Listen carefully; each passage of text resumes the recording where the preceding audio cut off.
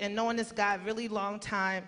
He's a really great friend, a really talented artist, and really one of the people that I know is going to give the most honest answer at the worst possible time ever. But with that being said, I want y'all to give a warm and fantastic welcome to our next guest, the amazing, the incomparable, the one and only, Anthony Davis. Come on, young man. It's your young ass. Come on, young man. Come on. Looking like a young man today. Have a seat, brother. Have a seat. Thank you for coming back to Kindred Presents. I've written questions for you because I want to be professional. Oh. We gotta pull out our written questions. I don't want to have these people subjected to our... Let's just talk. Yeah.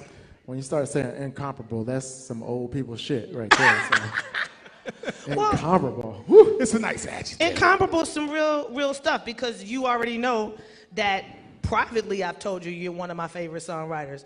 And come on, man. And very few people are able to paint a picture like you do. And this is one of the things that stands out to me.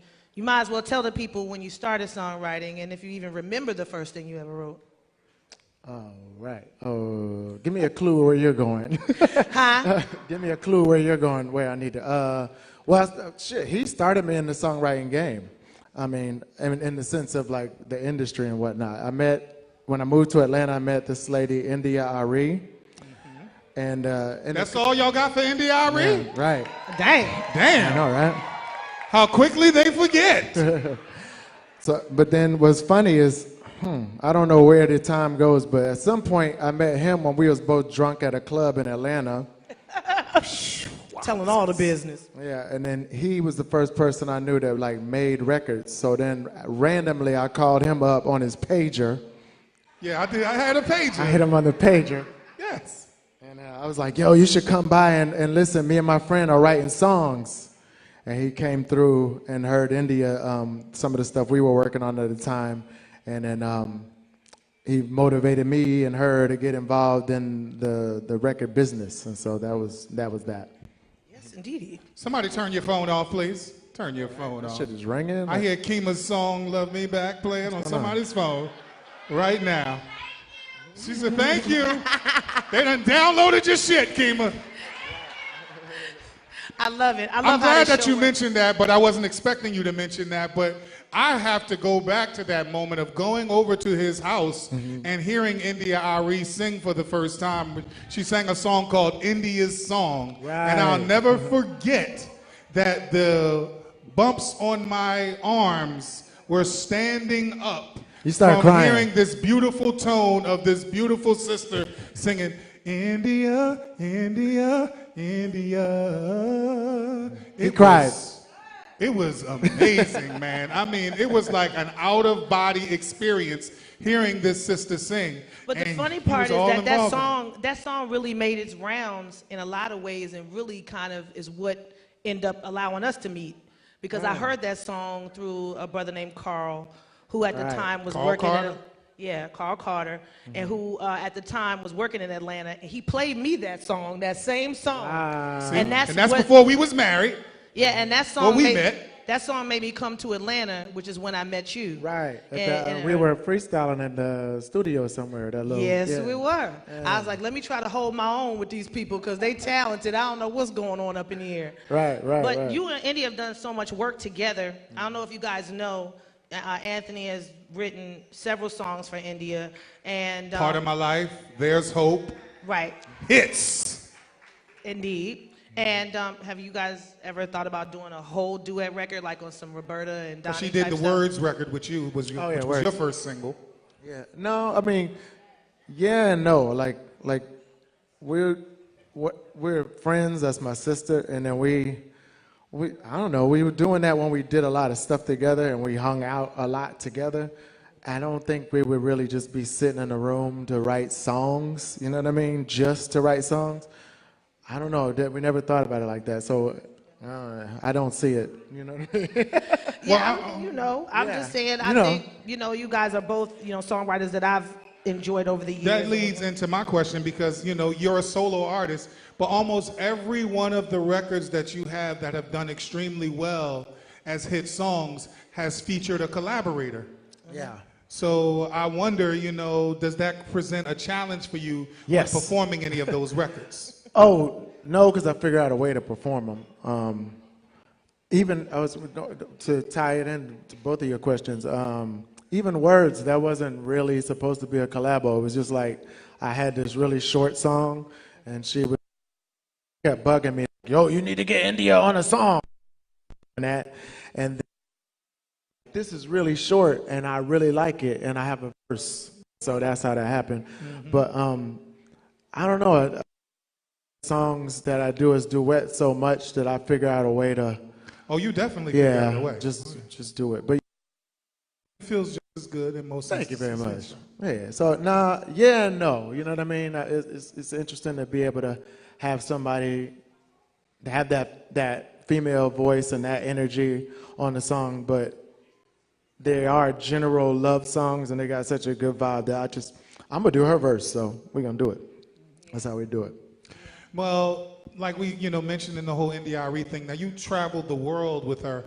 Can you tell us about some of the memorable experiences or a memorable experience about being on the road during those times? Yeah, one of the biggest ones is because most of the stuff that we did, I didn't see it coming. Like I didn't know how big it would get. But I do remember one with Video, right? That song. I remember, because I always thought that she, as most people, she's really pretty. But I didn't think about the self-esteem problems that people would have. And I remember her talking about it one time on stage, and she had this extra verse, and I was like, wow, she really doesn't know that she's really pretty. You know what I mean? And I was like, just like gathering up.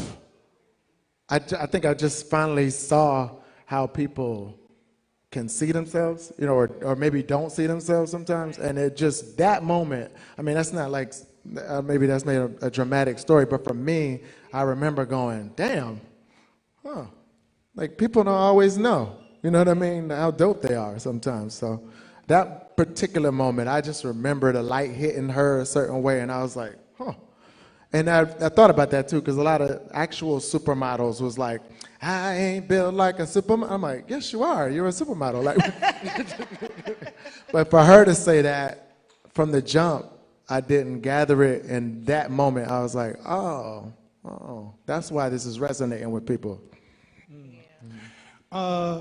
Musically, great musicians kind of run in your family because you're the cousin to Sean from Boys to Men and also from Tiny from Escape. Yeah. You worked with Sean on a record called Everybody Wants to Rule the World, the classic. Was it Tears for Fears? Tears for Fears record. Any chance that you might do any more collaborations with your family, whether it be Sean or Tiny? There's a chance always. No, always a chance. but we haven't really spoken on it. And actually, Sean's father and my uncle Bubba is my favorite uncle. How I used to visit Philly all the time in the 80s and early 90s. He passed, and it was a real kind of surreal moment for me being here without being able to like ask him some dumbass question for the day. But I don't know. What was that about Sean? We haven't been around each other much either because he lives in L.A.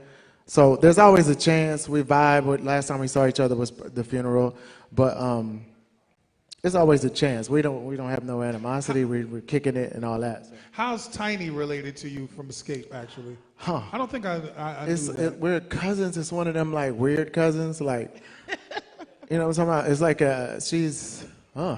I don't remember it, but she was at a family reunion, and we was all like, "Oh shit!" And then me and her family, and shit. Right? Cut teeth. Yeah, and then me and her brother are super cool, Red, and then me and her we got cool, but so I don't really know. I couldn't tell you how it is. It's just one of them things. She showed up, and we was like, "Oh shit, we are family." So. Going back to your early work and thinking about well, actually, I'm just think about 3 chords and the truth, really, and just kind of how pared down your style was at that time, and how you've kind of evolved over the years. Very stripped down, yep. Yeah, how you've evolved over the years. Was that album really about necessity at the time, just being able to do the record quickly, or was that just really the style that you admired, that kind of pared down, almost bluesy style? Well, yeah, to start playing guitar was just out of necessity. It was the only tool I had, and around the music and the producers that was around the time, it was just something, a tool I picked up to write songs, and the way those songs came out, I guess it had a lot to do with the tool. And, you know, with Gypsy, the guy that first produced my first record. Eddie Stokes. Yeah, for sure. He gave me belief in myself for that, and yeah, I was trying to sell those songs. So the opposite of Tidra, I was trying to sell songs, but everything was super personal. So everybody be like, he got to sing that. He got to, you know. So eventually it just came down to I had a whole stack of songs that nobody else could do, and so that became 3 chords and the truth, and that's that. So it just kind of. Speaking of which, though, I mean, I was inspired or really pushed by people. They kept saying, Bill Withers, Bill Withers, Bill Withers. I was People just saying, about to ask about Bill Withers. Is he one of your musical muses? He is, but I didn't grow up really knowing his name. I always knew the songs. Lovely Day. Lovely Day, Grandma's Use Me Hands, Up, and Grandma's Use Me, Hands. all that. And so what's interesting about that and Eddie Gypsy Stokes is that currently, which is coming out in probably like a month, we are doing a Bill Withers tribute album. So, that's gonna be crazy. Yeah, so we're already at least about 50% done. So yeah. So what's some of the classics that's gonna go on that record? You got to drop it here first. Yeah. Which joints y'all doing? So it's called Hello Like Before because that's one of my favorite songs. And then we were trying to pick the ones that's like super classic that you can't leave off, like Lovely Day, Grandma's Hands. Happier with Him, that's one that I picked. I think is we needed to do. I Can't Write Left-Handed, which the Roots and John Legend did, but for me, I couldn't leave it off. I really like the way he did it, but I mean, I was in the military just like Bill Withers, and that song always touched me. What else is on there? There's some joints, you know what I mean? You just said some joints. Yeah. So, I mean, it's clear there's going to be some joints on there. Yeah. Also, you're a pretty decent MC. When you're on stage, you know. He used to be in a hip-hop group called El Poos. Yeah. And it was killer. And so, are you going to do a little bit more of that? Because I just feel like nowadays, you got Anderson .Paak, you got so many different people kind of going back into that kind of fusing styles. You were ahead of your time. You think about coming back to that? I thought about it, but it's not in me. The last verse that I probably ever wrote was on my last record, The Powerful Now, and it was Out of My League. I wrote a verse for that. But I think you usually just walk around writing verses all the time, and I haven't written anything that doesn't have a melody in like a minute. You know what I mean? And you know what's crazy? When I saw that Black Thought freestyle on Funk Master Flex. Oh, yes. Right. Incredible. That's when I knew I was done. There's a lot of rappers out there that was feeling like that. He put they just keep trying. That's all. I was like, I don't got that, and I don't have You'll that. never be Black Thought. You'll never be Black Thought. Like, He wow. pulled a lot of people into reality on that day. It's I was all like, good. ooh. But yeah. I mean, with that, but nowadays you got so many young artists that don't really look to that as their example. They're like, we're kind of carving out our own way. And I noticed that you haven't really been super critical of that. You've been kind of on the fence with it, like. Of what? What is about it? supporting a lot of the new styles of hip hop, in terms the ones that don't seem to be reverent of the hip hop we came up on. Oh, it doesn't serve me much to talk about what I don't like, really. You know what I mean? So I just don't talk. So you super serve what you do like. You talk about what you do. Yeah, I try to talk you about love. what I do like. Mostly that's why I've been listening to Afrobeat a whole bunch. Right. So That's ageist shit too. Oh, Yeah. She loves Afrobeat. Yeah, dancing around the house all the time. It's fun. I love Afrobeat. It's fun, and it has those those elements that all black people respond to. Yeah. And it's cool. It's something different. Yeah, it's about like girls in the club, but it ain't about shooting nobody really. It ain't about no nigga shit. So it's fun. I like it. And you've been nominated for Grammy, NAACP awards. What do you feel is your greatest accomplishment in the music industry thus far? Wow. Yeah, that's a good question. I think just being in it. That's it, really. I mean, because I didn't, like you were singing, like he was the first singer I met. Like he had records and demos that he did, and I used to ride around. We used to ride around listening. I'm like, wow, I didn't know you could do this. You know what I mean? And so, like, to do it, like to start from wherever I was. I know I always wrote all my life. To like figuring out how to play the guitar and putting something on a record, and then like still do that, like what I mean. That's it, really. Yeah. So just being awesome. Here, really, just continuing to be able to do what you do, really. Yeah, I just kept having shit to say, so it's like, wow, all right. And folks that want to listen, because you can have a whole lot of stuff to say, and people ain't gonna want, people don't want to listen to it. It doesn't, it doesn't always resonate with everybody. One of your biggest records, which is Forevermore. Number one record. Number one record. Boosh! I love that collaboration because it's a double collaboration with Fonte and Algebra Blissett. Algebra. Yeah. I just would love to know like how that came to be. What's the story behind that? That goes back to that MC thing you were talking about. Like, okay, so first I got the beat from DJ Kemet, and it reminded me of a Little Brother track. Shout out to DJ Kemet. Shout out to DJ yeah. Kemet, Atlanta's own. And so I wanted to do the whole thing on my own, and I wrote the thing, and a friend of mine came through, and he was like, yo, you need to get Felicia on that. That's Algebra, apparently. And so I called her up, and we had tried a few things before, but she came through, sat down. What I love about, only artists I really like working with are people that know how to like record themselves, and that really, she sat down in my Pro Tools, like did her verse. I went to get pizza, and I came back, and it was done. And then I was like, yeah, the bridge needs like a rap verse. So I was going to try to write it. And I was like, I need to write like Fonte. And that ain't really easy to do. And so then I started stalking him on Twitter. That used to be on Twitter. And he eventually caved in. I sent it to him. And he sent it right back. And it was like, that's exactly what I'm trying to say. I need some grown man shit on that verse, with that inside rhyme and all that stuff that they be doing. That's what Tigolo does. Exactly. Yes. Shout out to his new record, by the way. Yes, it's an incredible record as well, yes.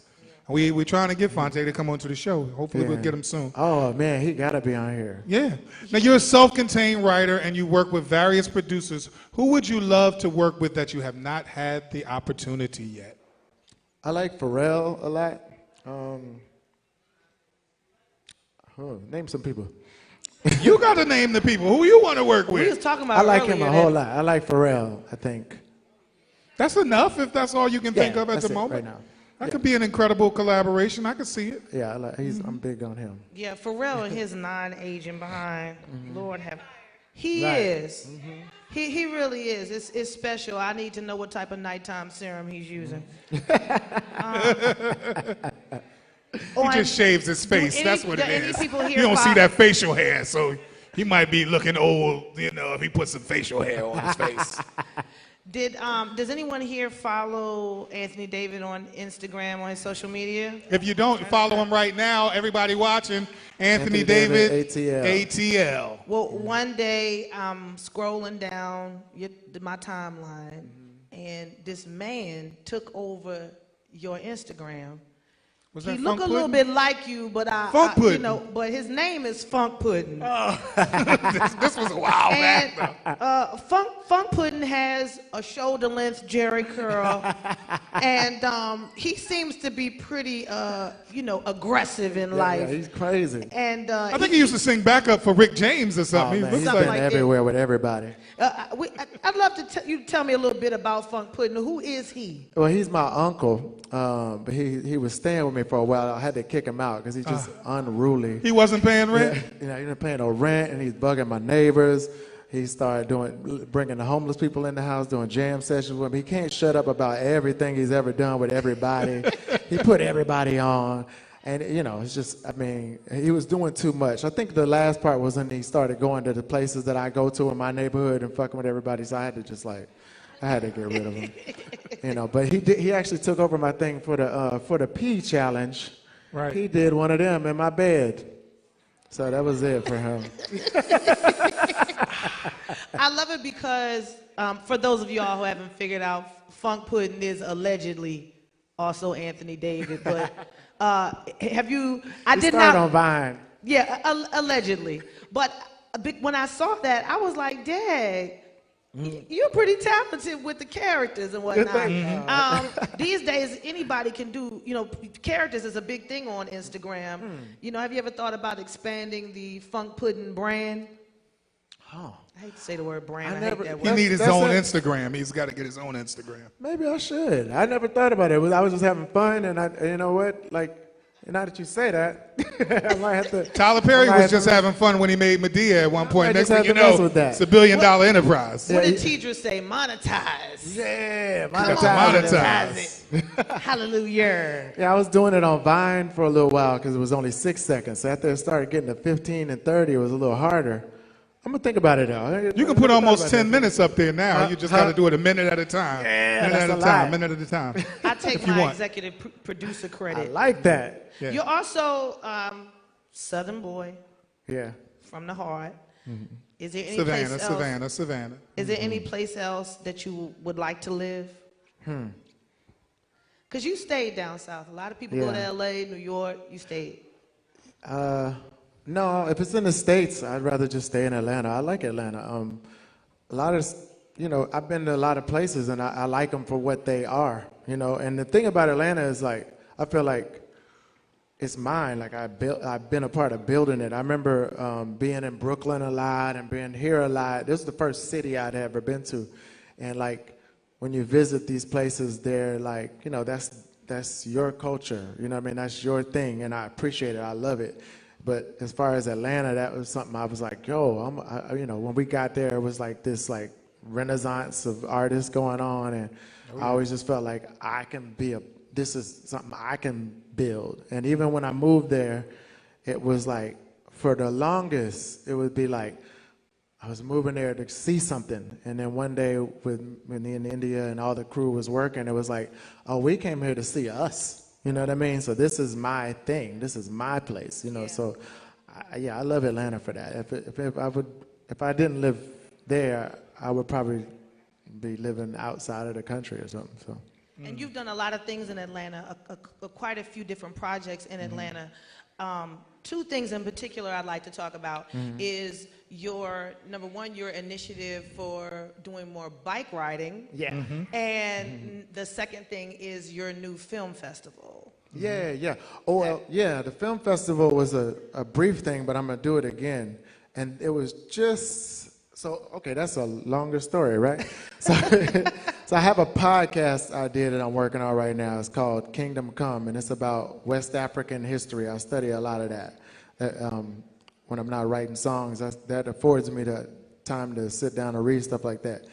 And there's just a bunch of stories that, you know, how we're tired of seeing, people say they're tired of seeing like just slave narratives of African Americans and so on. Absolutely. So I look for stories outside of that. And so as I was doing that, I found this filmmaker, Ousmane Sembène. I don't know, anybody ever heard of this guy? He's a Senegalese filmmaker that was really making like dope African films from like the 60s. And one's called Black Girl. One is about female genital mutilation and how this one village overcame that. There's so many of them, but what I'm talking about, he already did it. And so the film festival was like, let's just talk about him. So on Netflix, there's a film it's a documentary about him called Sembène, Sembene. is on Netflix. It's free, or you're already paying for it. So I would suggest looking at that. And this dude is sick. But yeah, I want to follow in his footsteps in some aspect of the storytelling world. And real quick about the kind of the clean living and the bike riding, because I think that's really important. Yes. There's this perception. Clean living? I don't know about that. Well, not clean living. I mean, I agree with it, but I don't know if I do it. Reducing your carbon footprint. Let's go with that. Okay, here we go. But yeah, so you don't see a lot of African American artists involved in that kind of work. Just briefly tell us a little bit about that. Yeah, I mean, for me, I grew up riding a bike. I thought I was the only black dude in Atlanta riding around on a bike, but trust me, there's bike crews in Atlanta where these dudes, I can't fuck with them. They ride, they do 20, 30, 40, 50, 100-mile rides. That's called a century. I ain't done one of those yet. I just like to ride. I like to commute. Philly actually taught me that. My uncle, same guy, was he liked walkable neighborhoods. That's West Philly. And that drew me to living in the city and exercising by default. You know what I mean? You don't have to, I do some things that you would call working out, but really just that. And then knowing your neighbors and exploring. Having a park where a bunch of people come and hang out. And where I live, I grew up in the suburbs. So that's very secluded and isolated, and I don't love people that much. I mean, whereas they be in my house, but I like. But you love your fans. Yes, I do that. Yes. But I can walk out the house. I do love people. I can walk out the house and see y'all, and then go back in the house by myself. And so that was the thing about choosing how you curate your life. You know what I mean? And so that was something that became important to me very early on, just to live in the city with people, to be able to interact with people on the regular. That's healthy, it's good for you. It's, you guys are all right, you know what I'm saying? So it's that's just something that is appealing to me. I don't really care about yards. I grew up in the suburbs. I don't care about no yard. I hate it. I don't want to mow nobody's yard. I just want to get out, there's a park, and the city will take care of that yard. That's all our yard. You know what I'm saying? So because in Philly, I love Philly because I got my patch. Yeah. Patch of grass. Everybody in Philly got that patch. Right. Not everybody. Some of them live and they got a little something and you back got there. a patch. Yeah. Some of y'all done put concrete on your patch. Yeah, we live in a row house, so we got a patch. Yeah, I got a patch. Philly, you can walk to the Starbucks and the what? The what? I'm messing with y'all. Boo! You can walk down to the Starbucks. No, man, no, don't say that again on here. We'll cut your mic off. Look, ladies and gentlemen, we love this brother. He is our good friend. My heart. And we really appreciate you coming again to the program. And we would love for you to give the people what they really love from you. We know why they're here. If you would come back up and join us for a song or two with Mr. Anthony David, we would really, really genuinely appreciate it. Yes. So we're going to be on the lookout for that Bill Withers remake Tribute. album. What's the name of it again? I apologize. Hello Like Before. Hello Like Before. Yeah. Hello Like Before. But we're doing stuff from The Powerful Now, and I don't know the name of that other album. But we're doing stuff from previous albums right now. Yes. So what up? And he will be on tour, as he is on tour quite often, and coming to a city near you for those of you at home. So check for Anthony David. We love you, brother. Thank you again. And give these people their life. Y'all give it up say. for Anthony David, baby.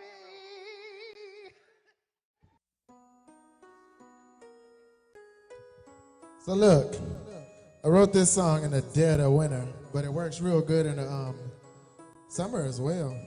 Shout out to Ella May. She has a song of the same title, you know what I'm saying? But this is that cuffing season anthem, we like to call it, right?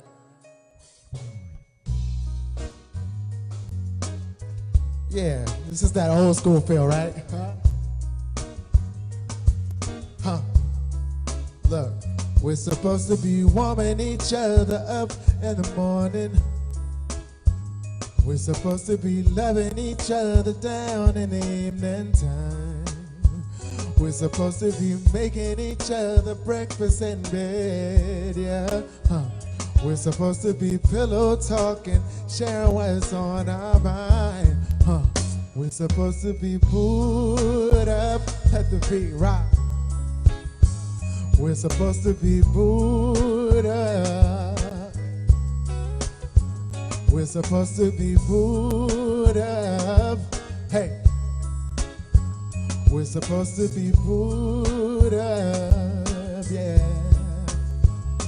It's so cold outside and this bed's too big for me to be alone. And I want more than just us talking on the phone. Hurry up and come over to my place, yeah.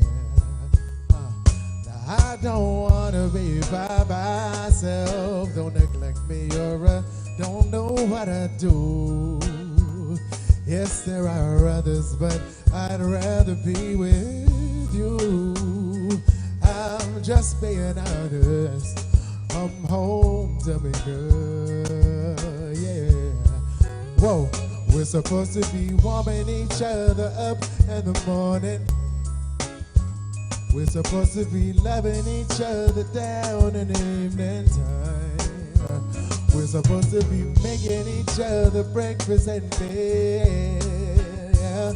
We're supposed to be pillow talking, share what's on our mind. We're supposed to be pulled up. We're supposed to be pulled up. In the summer or the winter we're supposed to be pulled up.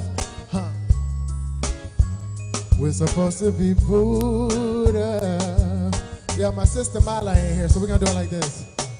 Hey, beautiful lady, let me be with you tonight, so I can hold you in the darkness.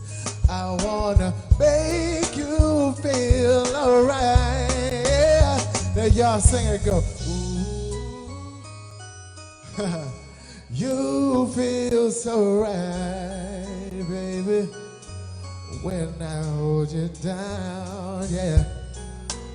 Where y'all at? We'll hold you tight, baby. All I wanna do is I wanna let y'all sing it, go. Oh, yeah, you make me feel good. Ooh, ooh, ooh, ooh. Sing it again. That's right. I like it. I like it. To break it down, just in. We're supposed to be warming each other up in the morning. We're supposed to be loving each other down in the evening time. We're supposed to be making each other breakfast in bed. We're supposed to be pillow talking, sharing what's on our mind. We're supposed to be put up, We're supposed to be put up. We're supposed to be put up. We're supposed to be put up. Yeah. Respect, y'all. Yo.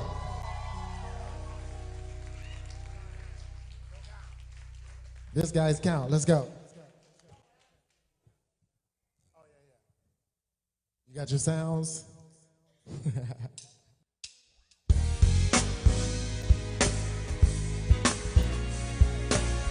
Hey, are y'all ready? If you feel it in the air tonight, let me hear you say it. I shine, you shine. Come on. That's what I'm talking about. Forever, ever, ever, ever. ever, ever, forevermore. Forever's a mighty long time. I really wanna spend it with you. You know what? Hey, I shine when you shine, and there's really no. Come on, forevermore. Forever's a mighty long time. I really wanna spend it with you, baby. I shine when you shine. Yeah. Take a picture. I want you to remember when I respect my love. Press the button. I hope that you'll record it. Every word I'm saying to you, boo. I'm telling you right now, this day on, already weighed out the pros and cons. Telling me you're just the woman I want. I'm making my plans just to be with you. And you with me, baby, till the days are through. And I ain't ashamed, no. Forevermore, forever's a mighty long time. I really wanna spend it with you. Put your hands together. I shine when you shine, and they really do. Come on, forevermore, forever,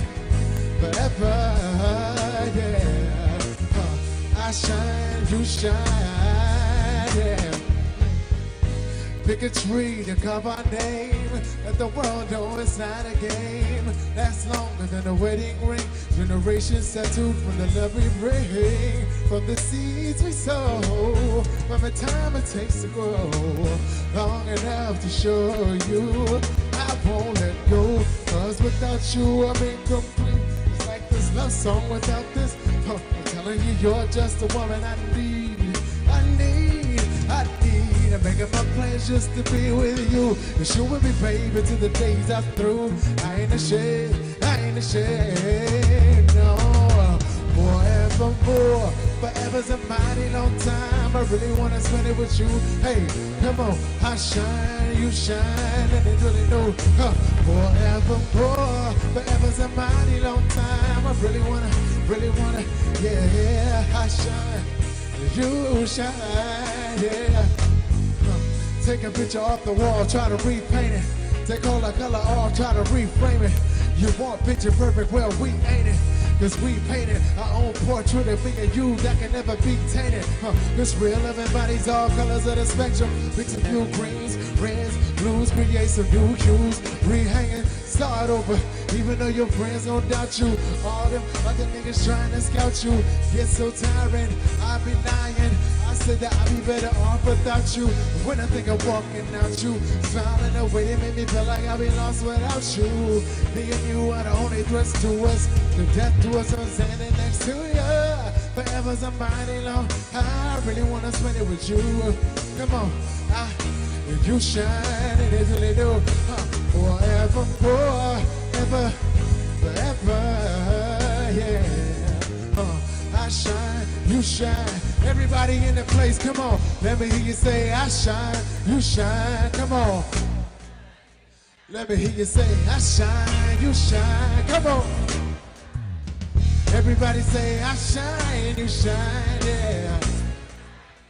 Oh, I shine, halftime,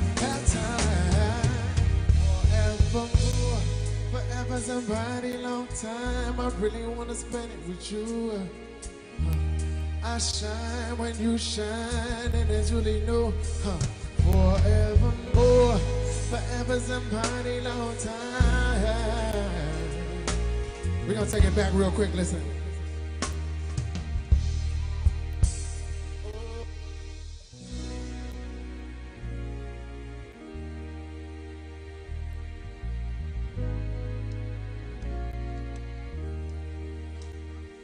It'll last forever, yeah. Don't let our love end, oh yeah. Hold up. Let me tell you how much I love you. Let me tell you how much I need you. Girl, that one make it feel so right. Ladies, sing it, come on, let go.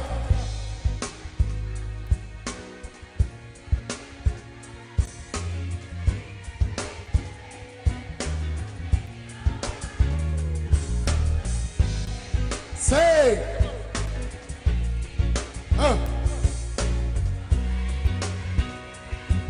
Fellas, it's easy. Let's go.